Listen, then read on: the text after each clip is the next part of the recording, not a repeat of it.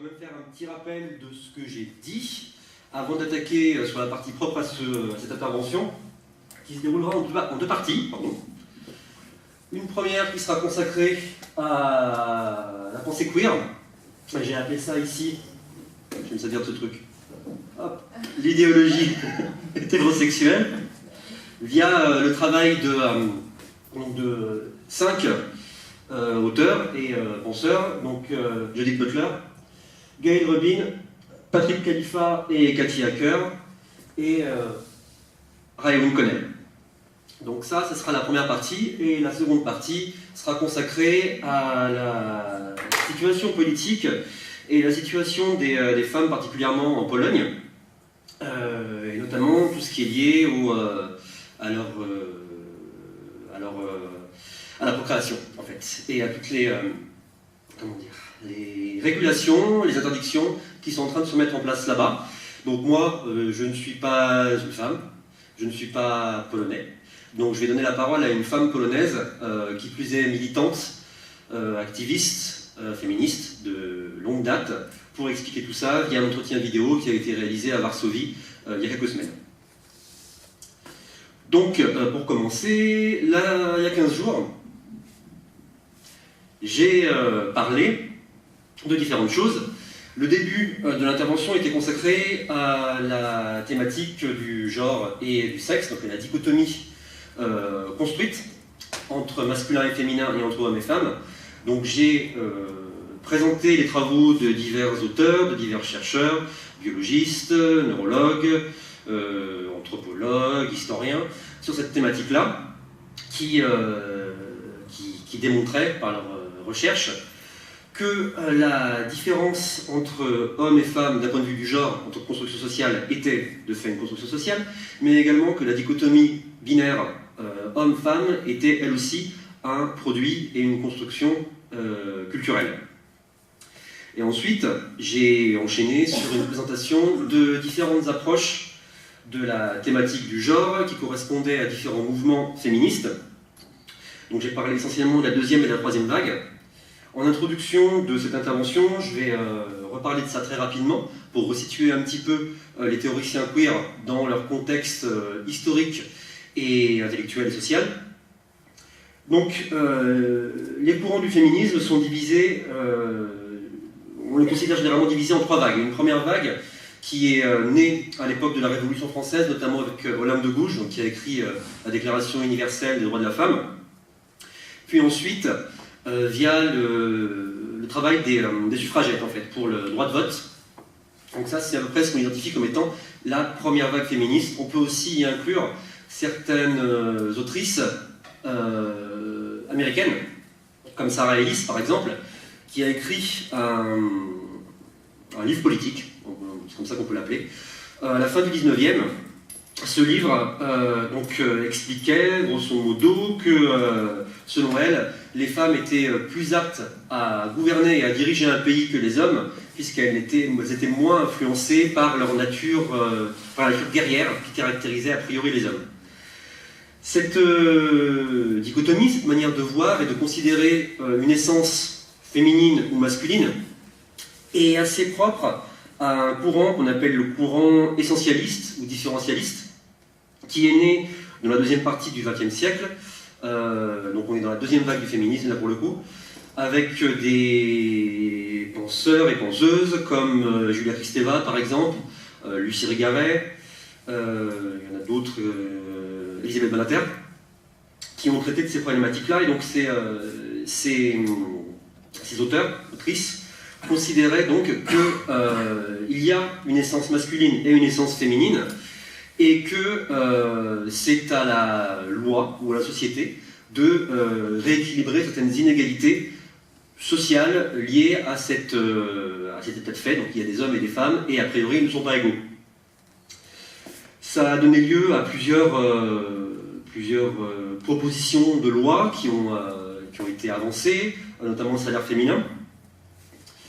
Et ça a donné lieu aussi à certains mouvements et à certaines idées d'empowerment, un peu, pour ceux qui s'y connaissent un petit peu en sociologie, un peu comme ce qu'a mis en avant Goffman et l'école de Chicago, avec l'auto-étiquetage. Donc certains traits a priori jugés négatifs étant réutilisés et revalorisés. Ça donnait lieu à des slogans comme Girl Power, par exemple, appliqués à d'autres champs que celui de la recherche de genre Black is Beautiful ou Gay Pride, appliqué donc à l'identité sexuelle.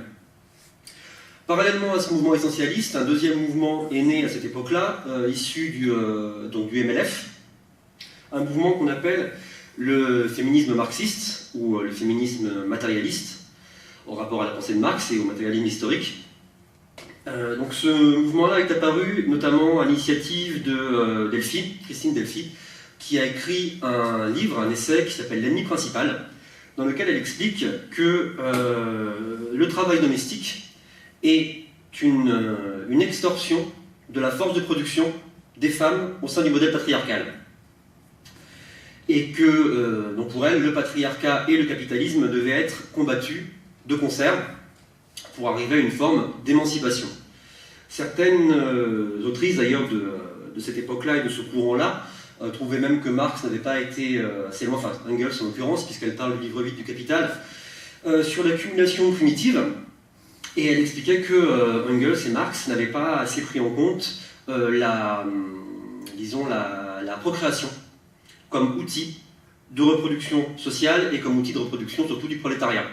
Et au-delà même de l'accumulation primitive, elle pense que on va au-delà de l'accumulation primitive, on est sur une accumulation secondaire, voire tertiaire, c'est-à-dire que la force de reproduction à laquelle sont asservies les femmes sert et a servi, au-delà de l'accumulation primitive, après à renouveler le capital humain nécessaire au fonctionnement de la société de classe.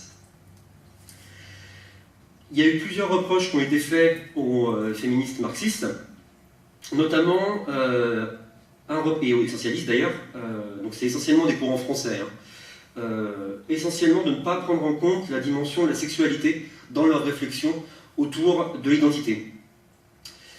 Monique Wittig s'est donc dissociée un petit peu de Delphi, parce qu'elle elle faisait partie des féministes marxistes à la base, en créant un groupe qui s'appelait, je crois qu'il n'existe plus, les Gouines Rouges, et en écrivant un livre sur les Gouines Rouges où il expliquait en fait que ce qui faisait la différenciation sexuée, c'est la capacité de reproduction, et donc qu'une femme était ramenée systématiquement, dans le cadre d'une société patriarcale, à son identité de génitrice. Elle a choisi de s'en extraire, et de théoriser le fait que toute femme qui s'éloigne de ses capacités de reproduction, qui ne souhaite pas avoir des enfants, peut être considérée comme une lesbienne, donc ce qu'elle appelle le troisième sexe, puisque le deuxième sexe n'existe que pour venir soutenir le premier selon elle, et d'ailleurs ça rejoint assez la pensée de Beauvoir, et d'ailleurs son action en elle-même, puisque Beauvoir, elle a toujours refusé d'avoir des enfants, pour les mêmes raisons à peu près, même si elles n'étaient pas théorisées de la même manière. Donc Monique Wittig quitte les féministes marxistes, part aux États-Unis, et là naît aux États-Unis la troisième vague du féminisme, qu'on peut identifier en trois grands courants majoritaires, même si c'est un peu plus compliqué que ça. Un premier courant qu'on appellerait le féminisme intersectionnel, qui considère en fait qu'il existe un faisceau et une convergence d'oppressions qui doivent être combattues ensemble. Donc, au-delà des discriminations genrées, elles vont combattre également le racisme, l'homophobie, on est très proche aussi de l'antipsychiatrie. Et donc, pour elles, toutes ces oppressions convergent afin d'opprimer une ou plusieurs cibles, les femmes en l'occurrence. Ça a donné naissance à des mouvements mixtes, comme par exemple l'afroféminisme, représenté en France notamment par Rokhaya Diallo, ou le féminisme musulman. Deuxième grand courant qui s'est développé, c'est celui dont on va parler ce soir, le féminisme et l'approche queer, donc qui elle est née dans fin des années 80, grosso modo, sous la plume de Teresa de Lauretis, qui a écrit plusieurs bouquins là-dessus et qui a commencé à théoriser la pensée queer.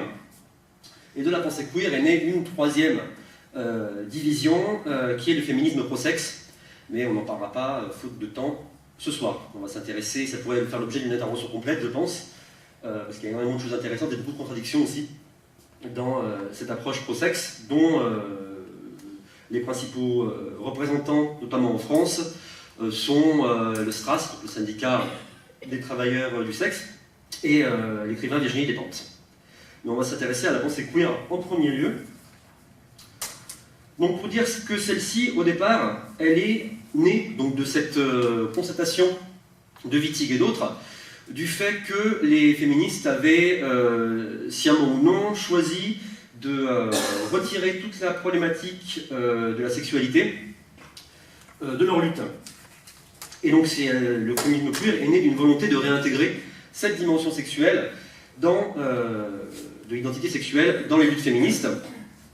Ça prend son essor aux États-Unis bien avant les années 80, dans les années 70, avec les émeutes qui ont eu lieu à New York autour donc des événements de Stonewall, donc autour du fameux bar gay, dans lequel il y a eu une descente de police et les flics ont arrêté tout le monde, grosso modo, c'est comme ça que ça s'est passé. Eu égard à une vieille loi qui interdisait aux femmes de porter le pantalon et aux hommes de porter des vêtements féminins. Donc il y a eu des émeutes. Tous les ans, ces émeutes sont commémorées par la Gay Pride. C'est l'origine de la Gay Pride. Et est né à cette époque-là un mouvement militant homosexuel qui s'est allié à un mouvement déjà structuré à l'époque qui est le black féminisme et l'idéologie queer, la pensée queer, pardon, est née sur ces bases-là et sur les bases de Wittig qui a quitté le féminisme marxiste. Donc le féminisme queer intègre donc les luttes homo, trans, intersexes dans sa pensée. L'idée, un peu, c'est de construire un espace politique pour les décatégoriser. Donc ce qu'on appelle les décatégorisés, ce qu'elles appellent les décatégorisés, c'est les personnes qui ne se reconnaissent pas dans les catégories préétablies de genre ou de sexualité. Les féministes queer, les penseurs queer se basent notamment sur les travaux donc, de Foucault, Derrida, Lacan, Althusser, Bourdieu, ce que les Américains regroupent sous un terme générique qu'ils appellent French Theory. En gros, ça correspond à peu près aux structuralistes, pour faire simple, en France. Et donc pour les penseurs du queer, tout est à envisager d'un point de vue systémique. Et en ce sens-là, ce qui fait système et ce qui lie le système, pour elles, c'est la langue, le langage. Et le langage crée et maintient des inégalités.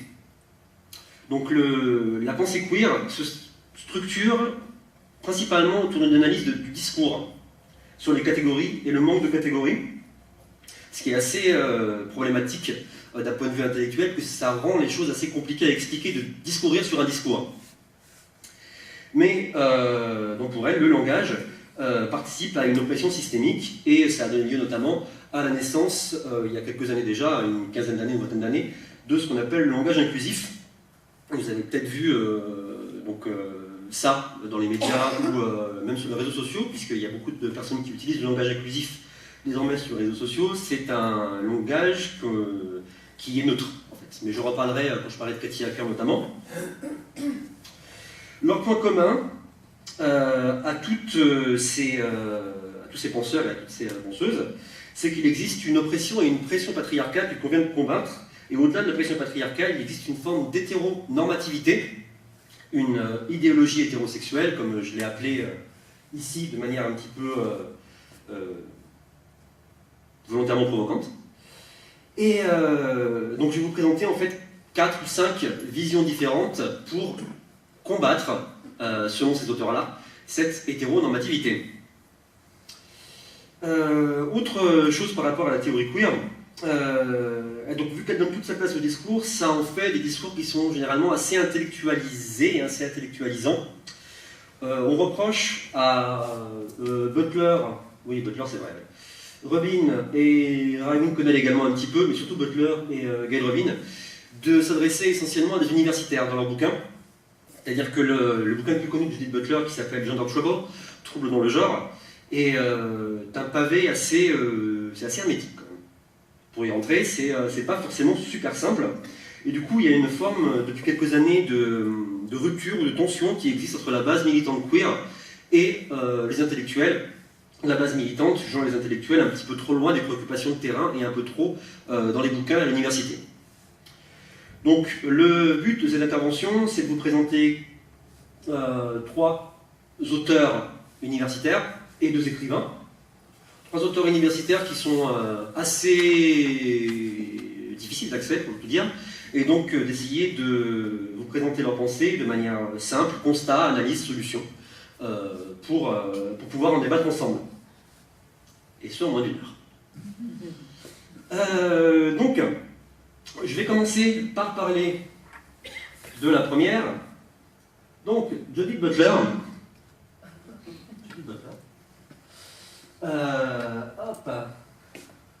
Donc, Judith Butler est professeure de littérature contemporaine comparée à l'université de Berkeley en Californie. D'ailleurs, la plupart des intellectuels, des universitaires qui sont liés au mouvement queer sont passés à un moment ou à un autre par cette fac. Je ne sais pas pourquoi, mais c'est un fait. Donc, elle a écrit en 1990 un livre qui a fait histoire, en tout cas, dans les études de genre, qui s'appelle Gender Trouble, Trouble dans le genre. Donc, ce livre a été écrit en 90 et il est paru en France en 2005.